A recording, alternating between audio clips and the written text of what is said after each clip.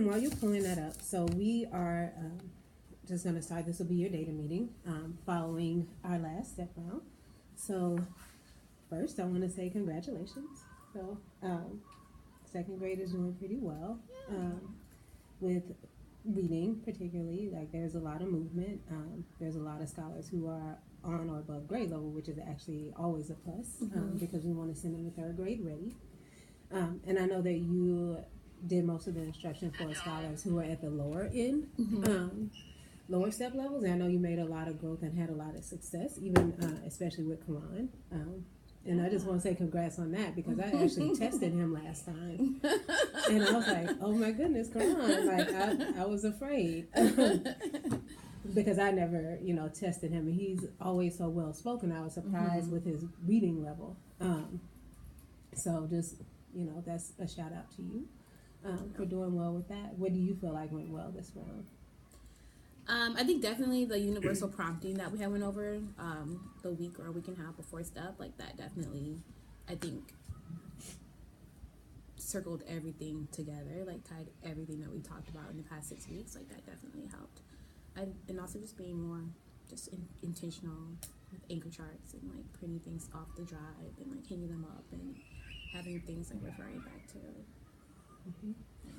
Yeah, I think those are all things that you had been doing, but you did them more consistently. Yeah, I would definitely say consistently, which was very helpful. Just paying attention, like putting the prompts up on the wall, and like they know that if you say this, like this means this, which helps them on their test. So, I think when I had a step coach, she always told me step is not about hiding the ball. Like we always tell scholars, like we're gonna do this, we're gonna do that. Yeah. This is what happens during your step test. So it is about helping them, and the prompts are even to help them. So like you should practice them like during the unit so that they're used to it. I also think you did a really good job just with helping scholars word solve. And I know at the beginning of the unit we had some videos of you helping scholars word solve that we showed to the team. And I think that's gone a long way with their accuracy because they're able to decode words and they're more confident readers now. So today, what I want to do is focus on scholars who are still working to achieve step 6, 7, and 8, kind of like we talked about this morning. So if you look at your step tool, what do you think, if you pull up like the component analysis, what are some key things that you see that scholars need to be able to do to be successful next round? To achieve 6, 7, and 8.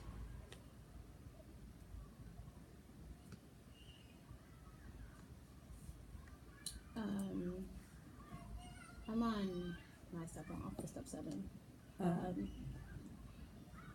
I see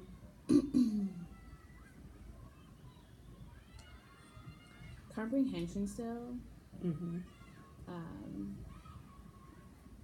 oral and silent. For the ones who DNA 7.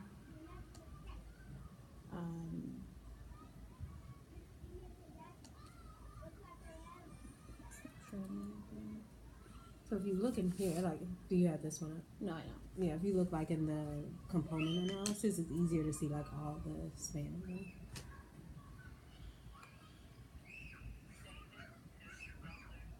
How do you get there? I'm in a meeting right now.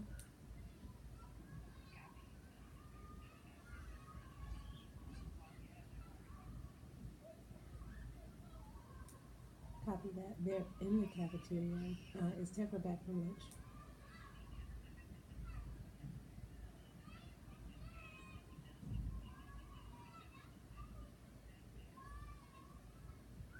Copy. Is that for all of second grade? I have all of second grade. Oh, how do you? But you probably can just see. I'll show you. So what you can do is this. Let me see if it works the same on yours. You go to analyze and then you go to component.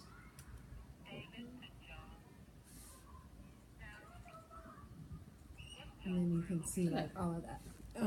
And it's just for it'll just be your class, but you can still see like what they need to achieve.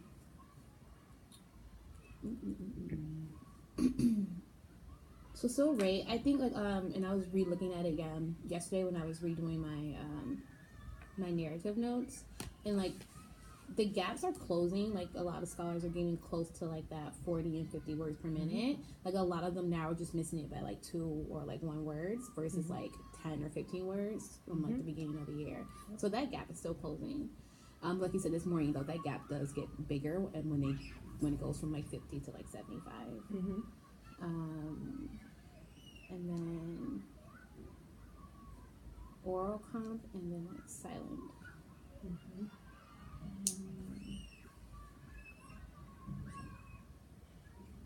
Yeah, so I agree. So like if I look across like all, because I can see like the whole school. So if I look across all 6, 7, and 8, for second grade we've done really well with accuracy this round. And then we're still in the red for rate. And I did look, and we are closing that gap. So it is like really, really close. But we want to make sure we're like over that hump, especially when the rate that they have to read increases dramatically. So we want to get them as close to that 75 as we can. Also, we want to think about the oral and the silent comprehension, especially the silent comprehension is still a struggle. And I also think that their reading rate could potentially be impeding them being able to read silently on their own, because like we can't hear. And you know, like most likely if I think about myself as a scholar, if I'm just reading a book silently, my teacher's not going to make me word solve or make me read fast. Like I'm going to zone out. I'm not going to pay attention to something. I'm going to do I'm not going to pay attention to a word. Like I will read slower. And then that's going to affect my comprehension at the end. Whereas if we have them reading like closer to the rate that we want, or like even exceeding that rate, then they're most likely to attack that book silently, and be able to answer the questions, because like all of the reading is silent at step 9. And we want them to be able to just like pick up a book, read it, and write those written responses. And I think that they will be able to, if we make sure that they're reading confidently. And on their own as well. So that's why, like, you may be wondering, like, oh, why didn't you start with like the silent comprehension or like more comprehension type questions or the retail? I want to start with the lower end because again, we want to move scholars who are at those lower, like DNA 6, DNA 7, because we want them to be as close to grade level as possible by the end of the year. And I decided not to work with the comprehension piece because we've done a lot of work with that. I think we're on a good track. But I really want our scholars to be able to read at the appropriate rate so that when they're reading silently, they're more confident. So that is a reason why. And we kind of already talked about the gap that we saw. So you talked about what they need. We know that accuracy is going well, but we know that the gaps are silent comprehension and reading rate. Like there are some scholars who are doing well, but there's like a good chunk that are either like very close to the bar or like barely making it for rate. So we're going to focus on how can we increase the reading rate. So that's what we'll talk about today.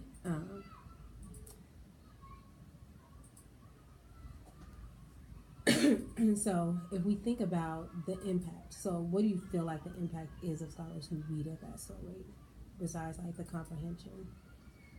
What else is probably happening?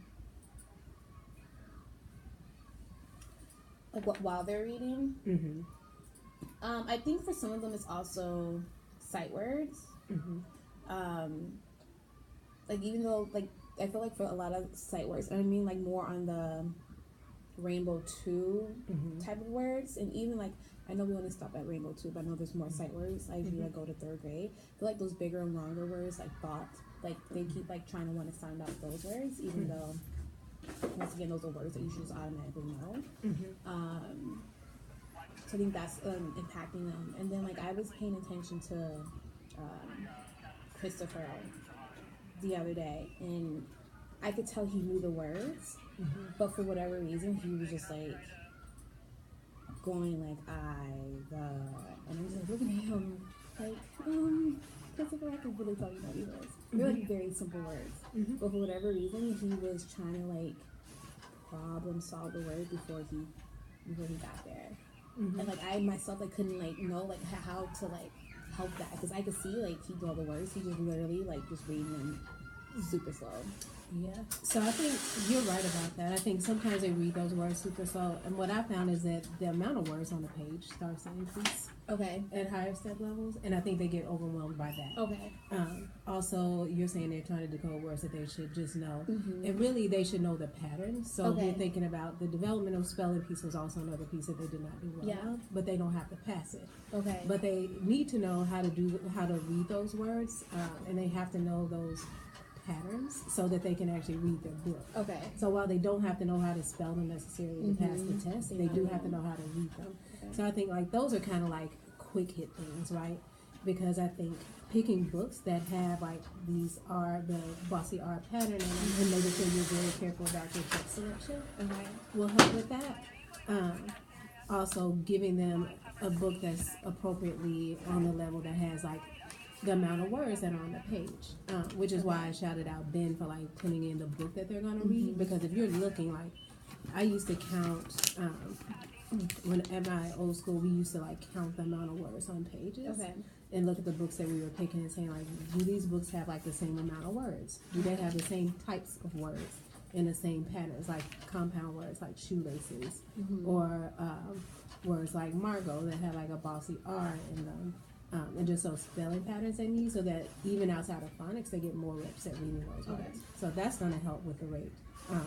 But I think those are like quick things that you just need to do. The other thing that I wanted us to focus on, which will be your action step, is making sure that we are paying attention to how they're reading with expression and attention to punctuation and dialogue. And we kind of talked about that a little bit this morning. Because often when you're reading at even like a slower rate, or even once their rate picks up, if you don't read with expression or you don't pay attention to punctuation, you're not going to comprehend, because basically you're just calling out words. Yeah. So I wanted to focus on that because I feel like that's like a deeper action step to coach kids around, more so than just like the spelling patterns or like reading slow because there's more words on the page. So your action step for the next couple of weeks, since we have O3s every other week, is to make sure that you are modeling for students how to pay attention to punctuations, particularly periods, commas, and question marks, and exclamation points, like the basic punctuation types. And also coaching students to pay attention to the quotes or dialogue, and look for signal words like demanded, words that display feeling, like demanded, angrily, excited, or happy, like, happy. Yeah. So that they know how to read with expression, and attention to punctuation. Does that make sense? Mm-hmm. Do you have like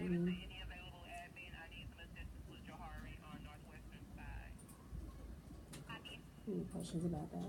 No. Okay. Does it seem like a reasonable? So Yeah. do you see why I went with that more so than the spelling? So what I want to do today for your practice is we're going to practice two parts. We're going to first practice how you will coach scholars to pay attention to the punctuation. So we have, if you look, I know you have a copy of this. And again, like I said, I pulled this out because I often like refer to this. So it's step 8. They're in the prompting guide. It says like they need to pay attention to punctuation. So you've done a lot of work with 3 to 4 word phrases, but also now paying attention to the punctuation. And they have prompts here, which are read with expression and look for the punctuation. I think we can think of like some actually better prompts that I actually thought of to help scholars. I think I've heard you do some of this. So I want us to think about, if you're first prompting and coaching scholars to pay attention to punctuation, I want you to script what you think they should do when they come to a period. What would you tell them to set them up for success? What would you tell them when they come to a comma, a question mark, and an exclamation point? What would you want their voice to sound like? What would you want them to do? And then you could script what you would say for that, and then we'll practice like how you set them up for success.